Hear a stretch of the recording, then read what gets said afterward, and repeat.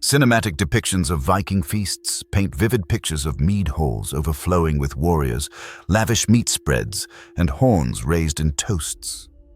However, blood feasts presented a starkly different reality, far removed from festive banquets. These were rituals of power where captive women faced horrors that could overshadow any Hollywood fiction. During these sacred ceremonies, Norse chieftains asserted their dominance through systematic cruelty, transforming enslaved women into living sacrifices in rituals designed to bind warriors to their lords through complicity and violence. But what unfolded behind closed doors when the drums began to beat? Archaeological discoveries reveal a history no film would dare to depict. Blood feasts were not random acts of cruelty, but meticulously planned displays of power held during seasonal changes, treaty signings, and succession ceremonies. The ritual demanded the presence of fresh captives, women seized specifically for these events. Chieftains used them to demonstrate absolute power over life and death, instilling in their warriors that mercy was weakness and binding followers through complicity in acts that transcended all moral boundaries. The captives were not merely entertainment, they were a central element of a system that transformed brutality into a sacred duty. This text is based on research and factual data, drawing upon eyewitness accounts from Ibn Fadlan and archaeological findings from Birka and Hedeby. The first documented account of a blood feast dates back to 921 AD, when Ibn Fadlan witnessed a runic ceremony on the Wula River. Following the death of a chieftain, funerary rites demanded that an enslaved woman accompany him to the afterlife. But before the cremation, a feast was held where the girl served the warriors who were destined to kill her. She poured them ale, carved meat, and smiled as they discussed her fate. Fadlan wrote, "She seemed drugged, likely with henbane or fly agaric mushrooms. The men joked about what they would do before the sacrifice. She did not understand their language. She did not know they were describing her torture. On command, the girl danced and undressed. Then she lay down, and each warrior, in turn, committed violence upon her, while the others cheered. This was not a random act of violence, but a ritualistic defilement, rendering her unfit for any god except death. After this act, she was dragged to the burial ship. 2 men held her by the arms, and a third wrapped a rope around her neck. An old woman, known as the Angel of Death, plunged a dagger between her ribs until the screams ceased. The ship was then set ablaze, sending the chieftain to Valhalla along with his enslaved woman. However, Fadlan's account is but one piece of evidence. Archaeological data collected across Scandinavia indicates that blood feasts were systematic, widespread, and expected. In Birka, grave 43 revealed the remains of a high-ranking man buried with 3 women. Their bones showed blade marks on the ribs, and their cervical vertebrae were damaged from strangulation. The women were not properly buried but discarded like refuse. Carbon dating places the burial around 950 AD, 30 years after Fadlan's testimony. The same pattern, the same brutality. Hedeby tells a similar story.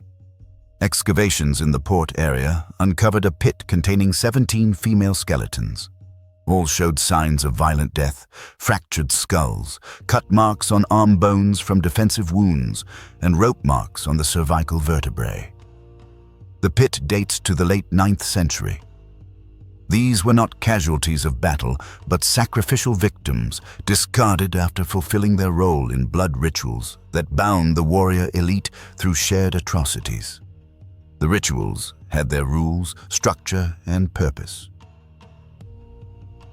Captive women were specifically selected for these events during raids, targeting settlements where young women could be taken alive. The Saga of Eric Bloodaxe describes a raid on a Frankish monastery where his men killed all the monks but spared the nuns, not out of mercy, but for a blood feast to celebrate Eric's victory. 12 women were taken, used, and buried in unmarked graves behind the Great Hall. The feast itself followed a specific pattern that archaeologists can trace across numerous sites. First, the captives served food and drink to their captors, dressed in fine clothing, jewelry, and anointed with perfumes to appear beautiful before the horror began. This was not an act of kindness, but a display of ownership before their eventual use. The women poured ale from silver-rimmed horns, found in dozens of elite burials, and carried meat on bronze platters, unearthed in Birka and Kaupang. They danced to the sound of drums, remnants of which are found in ritual burials throughout Norway and Sweden. Then came the violence. Mass rape was not a random act of aggression, but a ceremonial defilement, rendering the women unfit for normal society, marriage, or indeed anything but death. Archaeological evidence suggests this occurred in specific locations within the Great Halls. Excavations at Tissø revealed a raised platform in the center of a hall with wooden floors darkly stained with organic compounds. Chemical analysis showed the presence of human blood mixed with other bodily fluids. It was here that the captives were used, where warriors lined up to participate in a ritual that bound them to their chieftain through shared guilt. In the grim annals of Viking history, blood feasts hold a distinct place. Monstrous rituals steeped in violence and mysticism. These sinister events were not mere acts of cruelty, but meticulously planned ceremonies designed to consolidate power, intimidate enemies, and unite warriors through shared culpability. The victims, often captives, endured horrifying torments. Some were kept alive for days, their will subdued by narcotic substances. Archaeological finds, such as henbane seeds in waste pits near Great Halls, attest to the use of psychoactive plants to control victims during prolonged rituals. At Gudme, a wooden bowl was discovered with residues of henbane, fly agaric, and ergot, a cocktail designed to create compliant victims incapable of resistance. The methods of killing varied depending on the region and season. Spring feasts often involved drowning victims in sacred bogs. Summer ceremonies favored burning, with women tied to stakes as living offerings to ensure favorable weather for raids. In winter, blades were used to slit throats over bronze vessels to collect blood. Autumn rituals combined strangulation with blade work, after which the body was burned or buried according to local customs. The scale of these practices is astonishing.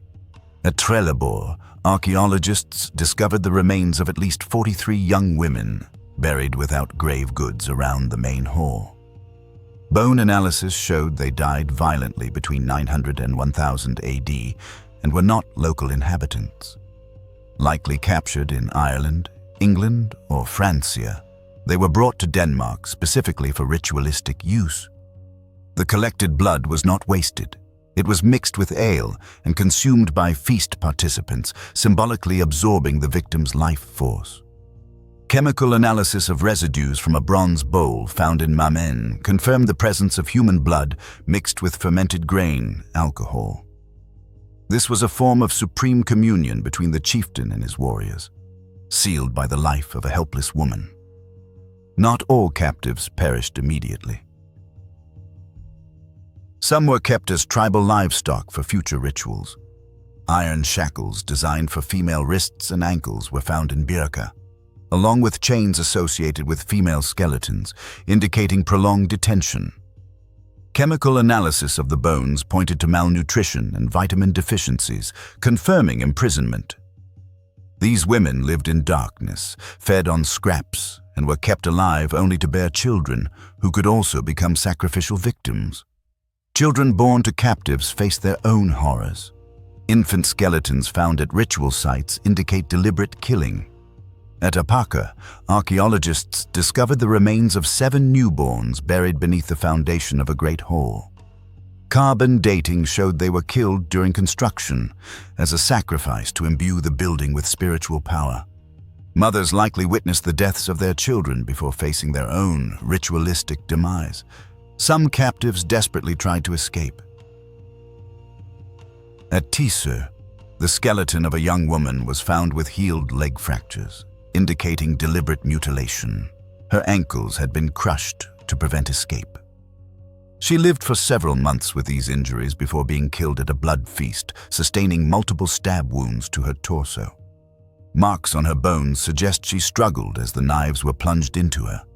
Psychological torture was no less brutal than physical violence. Captives were forced to participate in their own humiliation, singing songs praising their captors, thanking their abusers, and smiling while discussing their impending death. Ibn Fadlan describes an enslaved woman laughing and joking with her killers hours before her sacrifice. This was the result of a complex conditioning system aimed at breaking the victim's will through drugs and psychological manipulation. Blood feasts served multiple purposes.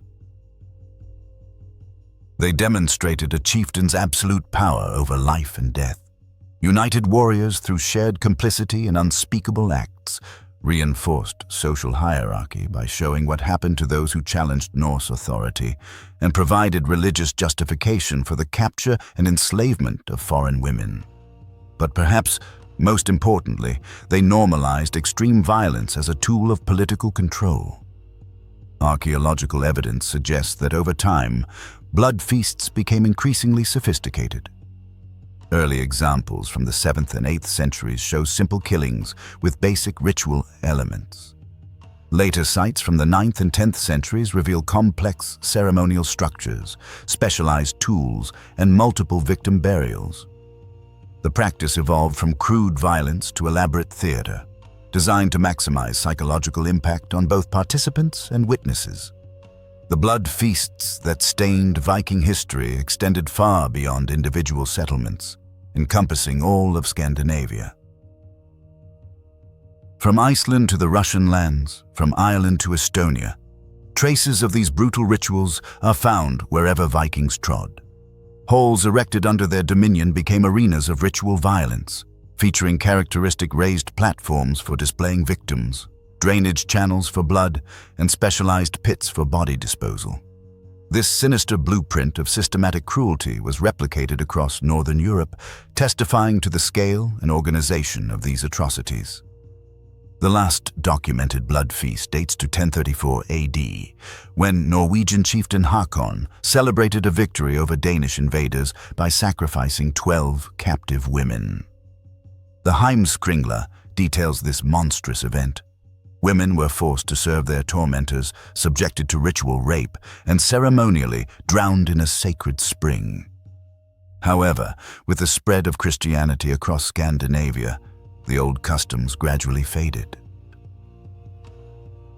Blood feasts ceased not due to a sudden moral awakening, but rather out of political necessity as Christian kings consolidated their power.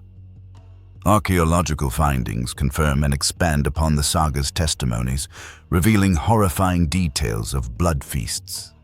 Mass graves filled with female bones, halls saturated with blood, and tools specifically designed for ritualistic killings, all attest to the systematic brutality prevalent during the Viking Age. These were not warriors fallen in battle, but helpless captives subjected to agonizing deaths for entertainment and political theater. In 2019, ground-penetrating radar uncovered a previously unknown mass grave near Trondheim, containing the remains of over 60 women, presumably killed during a single event around 980 AD. Their bones tell the same grim story as other sites across Scandinavia: violent death, ritualistic burial, and systematic brutality on an industrial scale. The Viking Age was not only a time of exploration and warfare, but also a period of systematic dehumanization of captive women who were used as tools in the pursuit of political power. Blood feast rituals had seasonal variations that archaeologists can trace through different burial types. Winter feasts utilized frozen ground to preserve victims for prolonged ceremonies. At Gamla Uppsala, a storage pit was found with the remains of 5 women buried in permafrost conditions. Their bodies bore marks of systematic mutilation inflicted over several days. Fingers were removed joint by joint, facial features carved away while they were still alive. The cold prolonged their suffering, intensifying the effect for the amusement of feast participants. Spring ceremonies focused on fertility magic through sexual violence. Captive women were forced to mate with sacred animals before an audience. Bronze Age rock carvings from Tanum depict scenes of bestiality as part of ritual practices. Archaeological finds from Helge include horse bones found in close proximity to female human remains, indicating ritualized interspecies sexual violence. Women were not merely raped by men. They were humiliated by being coerced into contact with animals, as part of fertility magic intended to ensure good harvests. Summer blood feasts reached their peak during the summer solstices. The longest days demanded the most elaborate sacrifices. At Tissot, archaeologists found evidence of a ceremony involving 37 captive women, killed over 3 days during the summer solstice of 943 AD. Victims were hung alive from wooden frames, their blood slowly draining into bronze cauldrons. Chemical analysis of the soil revealed that the ground was saturated with human blood to a depth of 60 centimeters, about 2 feet. The ceremonial area was used for decades, with each summer adding new layers of stains to the ritual ground. The feast halls themselves were designed as theaters for systematic torture. Excavations at Borg on the Lofoten Islands uncovered a hall specifically modified for blood rituals. The floor was raised at one end to create better viewing angles. Wooden posts bore wear marks from ropes used to bind victims. Iron rings embedded in support beams held chains for suspending captives during prolonged tortures. The hall's acoustics were deliberately enhanced to amplify screams, and carved wooden panels redirected sound towards spectator areas. The fate of captive women depended on their perceived status and origin. High-born captives from Christian kingdoms were reserved for the most elaborate tortures. Their deaths were not only religious rituals, but also political statements. The Saga of Harald Hardrada recounts the capture of a Frankish noblewoman during a raid on Rouen in 1047 AD. She was kept alive for 6 months, displayed at numerous blood feasts across Norway, before being sacrificed at a Yule celebration. Her death was staged to humiliate not only her, but also the entire Christian kingdom she represented. The fate of captives was determined by their social status, and the plight of common women was particularly tragic. Peasant women and enslaved women became victims of mass sacrifices accompanying important political events. The assertion of a new ruler's power demanded a blood offering to solidify his authority. At Jelling, archaeologists found evidence of a ritual timed to the ascension of Harald Bluetooth in 958 AD. During this ceremony, 23 women were brutally killed. Their bodies were arranged in a spiral around a fire pit, symbolizing various aspects of the king's divine right. The psychological impact on captives involved sophisticated methods, familiar to modern torturers. Sleep deprivation disoriented and suppressed the victim's will. Irregular feeding created dependence on their captors. Sexual violence was used not only for gratification, but also as a tool of psychological control. Women who resisted were forced to watch the torture of other captives, demonstrating the consequences of defiance.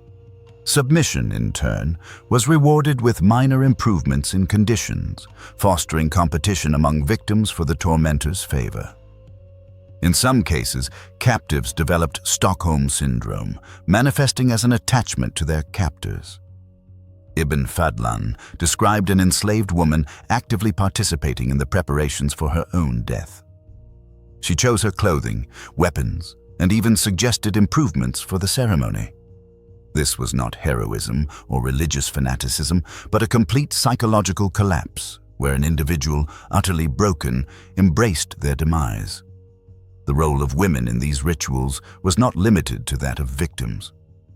Elderly enslaved women, past their reproductive age, became overseers and executioners. They prepared younger women for sacrifice, administered narcotics, and often carried out the killings themselves. In Birka, burial knives belonging to an elderly woman were found. Traces of human blood and bone fragments were found on the blades, indicating their use in ritual killings. These women were not merely accomplices, but an integral part of the killing system. The religious justification for blood sacrifices was the belief that violent death released spiritual energy, which could then be harnessed by the living. The more brutal the killing, the greater the power released. This fueled an escalation of cruelty, as chieftains competed to demonstrate their spiritual prowess through inflicted suffering. Archaeological finds at Apaka attest to the evolution of torture methods, with later burials displaying increasingly sophisticated forms of mutilation. The economic aspect of blood sacrifices also played a significant role. Captives represented a substantial investment. They were captured, transported, fed, and maintained until the moment of sacrifice. This created a specialized slave trade focused on supplying victims for rituals. Markets existed in Dublin and Hedeby, where women were appraised and priced based on their potential for ritualistic use. Youth, beauty, and noble lineage increased their value, with some captives selling for more than a longship. The preparation of victims for blood sacrifices was meticulously ritualized. Women were bathed in sacred springs, their hair braided into specific patterns, varying by region and season. Their skin was painted with symbols using ochre mixed with animal blood. They were dressed in expensive garments, which were removed during the ceremony, creating a stark contrast between their initial dignity and subsequent humiliation. Archaeological analysis of textiles from Hedeby revealed fragments of silk and fine wool associated with the remains of women in ritual burials, indicating meticulous preparation for sacrifice. The disposal of bodies after blood sacrifices also followed strict rules, which archaeologists can trace in various locations. High-ranking victims were sometimes mummified and displayed as trophies. Others were dismembered, and body parts distributed among ritual participants. Most bodies were simply thrown into pits and covered with lime to hasten decomposition. Such a dismissive attitude towards human remains speaks volumes about how dehumanized these women were in the minds of their killers. The fate of children born to captives was determined by their potential value.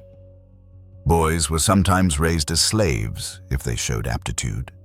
Girls were typically killed in infancy, unless they possessed exceptional beauty that could make them valuable for future rituals. In Tisa, a burial pit was discovered containing the remains of 41 female infants killed by skull fractures. This was systematic infanticide based on gender and perceived future value. The era of horrific blood sacrifices gradually concluded with the spread of Christianity in Scandinavia and the replacement of the former warrior chief system by centralized monarchies. However, this transition was not instantaneous or comprehensive.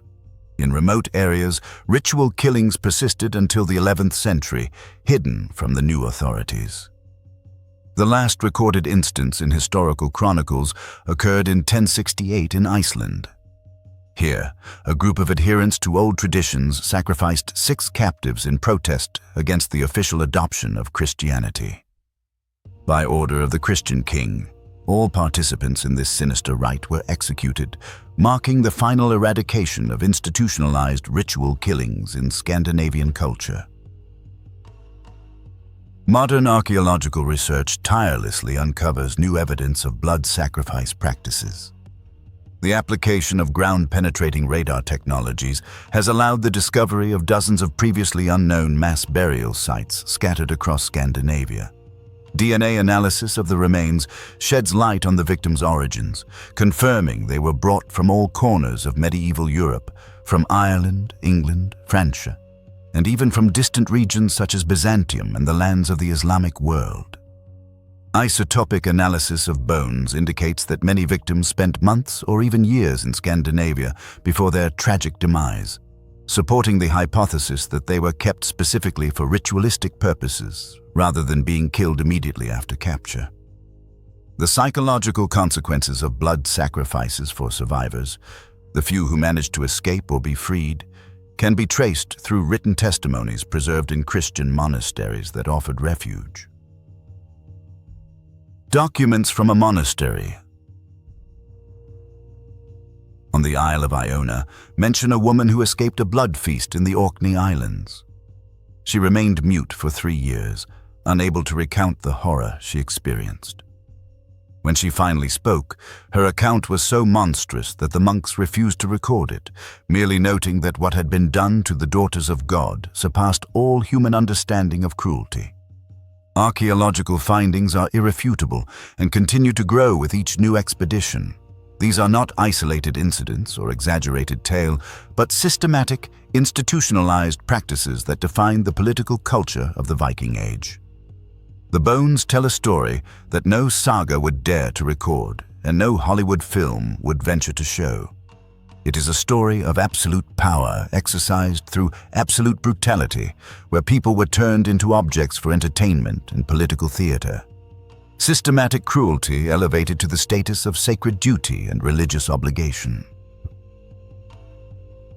In the Hollywood version, we see feasting halls filled with laughing warriors and compliant maidens. Archaeological reality reveals blood-stained platforms and mass graves filled with the bones of tormented captives. One version sells movie tickets, the other gathers dust in museum archives. Too disturbing for public display, too real for comfortable viewing, too candid about what humans are capable of doing to each other when mercy becomes a weakness and cruelty a sacred duty. Bones do not lie. Ever.